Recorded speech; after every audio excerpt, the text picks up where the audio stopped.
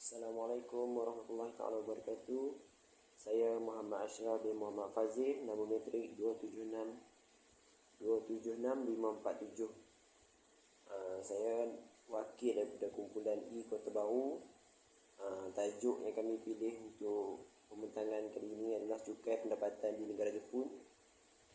Untuk perkenalkan ahli kumpulan saya, yang pertama Nurul Hidayah binti Gazmi 276575, Muhammad Firdah bin M. Salihuddin 276554, dan Engku Nur Azimah binti Engku Muhammad Fatullah Syuhaimi 276760.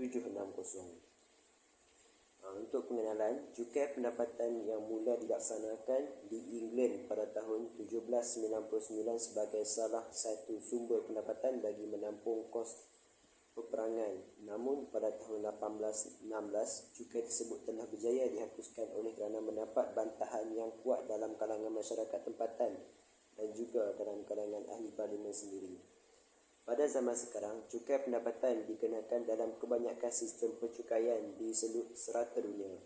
Cukai yang dikenakan daripada hasil pendapatan peribadi boleh dikategorikan sebagai cukai yang paling adil di antara cukai semasa yang dikenakan. Hal ini kerana pihak pentadbiran dapat menilai sejumlah bayaran cukai terhadap hasil pendapatan peribadi dengan lebih cekap dan tepat. Keupayaan membayar cukai memenuhi prinsip equity menegak, iaitu membayar cukai lebih keupayaan untuk bayar, dan equity mendatar di mana pembayar cukai dengan pendapatan yang sama hendaklah dinilai sama rata. Negara Jepun merupakan negara pertama yang mengamalkan sistem cukai pendapatan, iaitu pada tahun 1887. Definisi cukai dan kategori cukai. Cukai bermaksud bayaran sumbangan yang dikenakan oleh kerajaan terhadap orang perseorangan, perbadanan, syarikat, barangan dan lain-lain untuk perbelanjaan negara dan lain-lain seperti kamus dewan dan pustaka. Dari sudut ekonomi, cukai ialah peralihan sumber ekonomi daripada sektor swasta kepada sektor awam. Terdapat pelbagai jenis cukai di Jepun, antaranya ialah cukai individu, cukai perusahaan, cukai harta, cukai pengguna dan lain-lain lagi. Tujuan cukai di negara Jepun. Secara ringkasnya, cukai diperkenalkan di negara Jepun bagi meningkatkan taraf ekonomi Jepun. Melalui pungutan cukai ini, Jepun berjaya memelihara sumber pendapatan seterusnya memperbaiki ketidakseimbangan fiskal yang wujud di persekitaran kerajaan tempatan. Kerajaan Jepun telah memperuntukkan pelbagai bantuan bagi sektor pertanian, perhutanan dan perikanan. Selain itu, pembayar cukai juga diberikan rawatan percuma di klinik kerajaan dan swasta, termasuk kanak-kanak sehinggalah usia mereka 10 tahun. Selain itu, kerajaan Jepun menggunakan dana yang ada untuk rawatan kumbahan, pengumpulan dan pelupusan sampah serta langkah-langkah untuk mengawal pencemaran.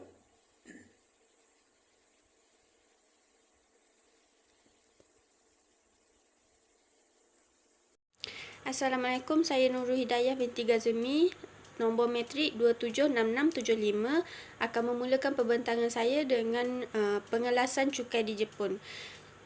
Jepun memperkenalkan beberapa jenis cukai. Contohnya, pengecualian cukai atau lebih dikenali sebagai duty free, dan duty free ini diberikan kepada pelancong yang melancong ke Jepun untuk tempoh yang singkat.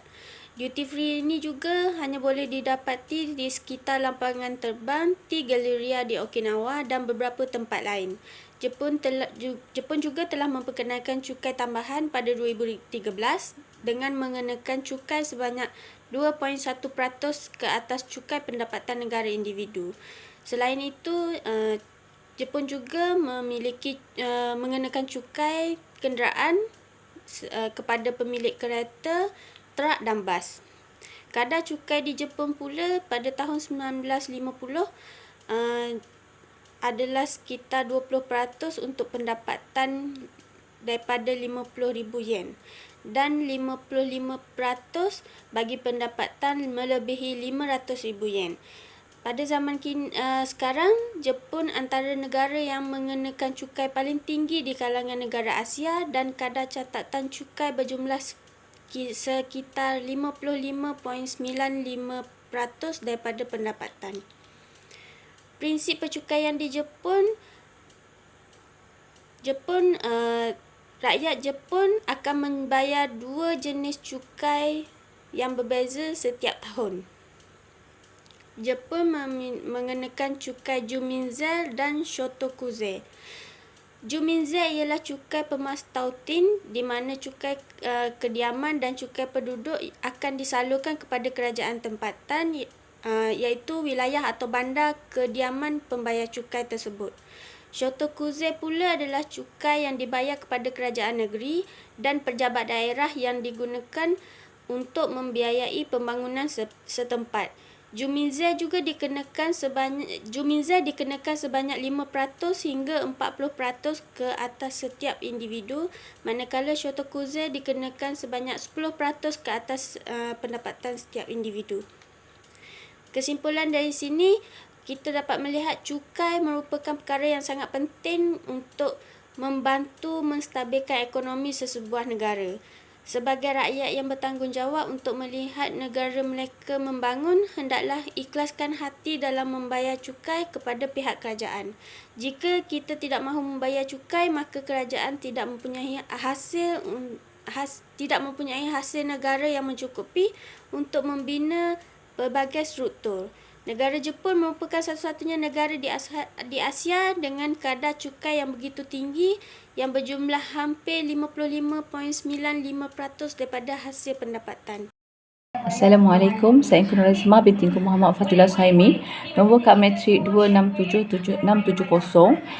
Di sini saya ingin menerangkan bahagian B mengenai kesan terhadap cukai di negara Jepun. Sebenarnya kita sedia maklum bahawa cukai mempunyai beberapa melalui sistem percukaian kita akan mendapat kesan dan impak dalam beberapa perkara, terutamanya kesan tersebut daripada sudut positif dan juga sudut negatif. Seperti yang kita maklum, Jepun juga adalah sebuah negara yang melaksanakan percukaian untuk mendapatkan hasil negara. Dan kesan daripada percukaian tersebut, terutama kesan untuk hasil kerajaan pusat dapat mengekalkan sistem kewangan tempatan negara dan bertujuan untuk mengekalkan sumber pendapatan bagi memastikan kerajaan untuk menyediakan perkhidmatan mencukupi kepada rakyat utamanya. Dalam masa yang sama menjaga keharmonian negara tempatan oleh kerajaan tempatan untuk membiayai kos-kos kemudahan awam kepada rakyat seperti kemudahan jalan raya, sekolah,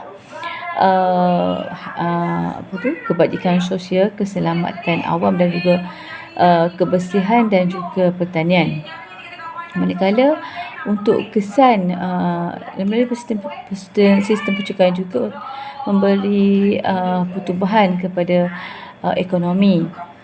Semestinya cukai dapat meminimumkan pendapatan negara dan juga menstabilkan ekonomi negara, bertujuan untuk agihan pendapatan yang seimbang bagi sesebuah negara. Seperti mana sedia maklum, cukai ini berprinsip adalah untuk menyumbangkan kepada penstabilan ekonomi sesebuah negara, sama ada dalam jangka masa pendek ataupun jangka masa yang panjang, untuk kestabilan ekonomi yang lebih baik. Dan selain itu juga kesan kepada pertumbuhan ekonomi juga bagi negara Jepun akan menerbitkan bond dan juga Bank of Japan, di mana kerajaan memberi pembiayaan tahunan kepada peminjam kerajaan dengan menggunakan bond tersebut kepada rakyat mereka. Dengan cara tersebut yang mendorong untuk meningkatkan pendapatan individu dengan kadar cukai yang sangat progresif, sekaligus untuk menyumbang peningkatan hasil cukai kepada rakyat mereka. Dan seterusnya, kesan pertumbuhan kepada masyarakat bagi negara Jepun akan menerbitkan bond dan juga Bank of Japan, di mana kerajaan memberi pembiayaan tahunan kepada peminjam kerajaan dengan menggunakan bond tersebut kepada rakyat mereka. Dengan cara tersebut yang mendorong untuk meningkatkan pendapatan individu dengan kadar cukai yang sangat progresif, sekaligus untuk menyumbang peningkatan hasil cukai kepada rakyat mereka. Dan seterusnya, kesan pertumbuhan kepada masyarakat bagi negara Jepun dengan cara tersebut yang mendorong untuk meningkatkan pendapatan individu dengan kadar cukai yang sangat progresif, sekaligus untuk menyumbang peningkatan hasil cukai kepada rakyat mereka.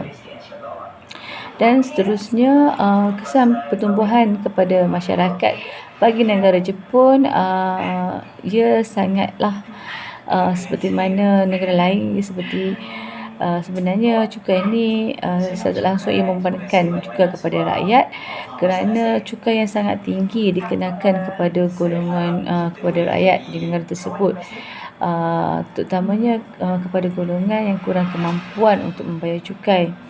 Jadi cukai pendapatan bagi negara tersebut dikelaskan kepada 3 kategori, iaitu untuk cukai bermastautin kepada rakyat, itu cukai kepada mastautin, bukan mastautin tetap, dan cukai individu yang dikelaskan dengan pendapatan peribadi masing-masing. Selain itu, kesan juga pelaksanaan cukai SCAP yang dilaksanakan Jepun juga tertumpu dengan cara mengenakan cukai kepada individu. Jadi setiap individu yang memiliki pendapatan melebihi 10,000 yen akan automatically akan mendapat akan dikenakan cukai kepada mereka. Selain itu juga cukai di negara Jepun juga mendapat adalah berdasarkan sistem tafsiran sendiri, iaitu individu sendiri yang memfailkan cukai-cukai mereka, dan mereka bagi pekerja mereka tidak perlu untuk memfailkan penyata cukai mereka, kerana automatically majikan yang akan bertanggungjawab untuk menentukan cukai-cukai mereka. Dan seterusnya cukai tersebut terus dikenakan potongan gaji kepada mereka. Assalamualaikum, saya Muhammad Firdaus, nombor matrik 276554. Bahagian B, pengenalan. Jepun adalah negara yang mana mengamalkan sistem percukaian terhadap penduduknya dan orang luar yang datang melancong ke dalam negaranya. Dengan adanya sistem cukai ini, ianya salah satu penyebab yang mana banyak memberikan impak pada sistem pertumbuhan ekonomi negara Jepun yang dapat kita lihat sekarang. Dengan adanya sistem percukaian yang sistematik yang dilaksanakan di Jepun, sedikit sebanyak ianya memberikan kesan terhadap perkara-perkara yang berkaitan dalam negara Jepun. Antara kesan cukai dari sudut positif dan negatif negara Jepun. Kesimpulan, dapat membantu rakyat dalam sesebuah negara. Dengan adanya sistem cukai ini, ianya lebih sistematik dan teratur bagi sesebuah negara. Cukai yang dikenakan sangatlah penting bagi sesebuah negara kerana ianya menyumbangkan kepada pertumbuhan ekonomi dan pembangunan bagi sesebuah negara seiring perkembangan dunia hari ini. Sekian, terima kasih.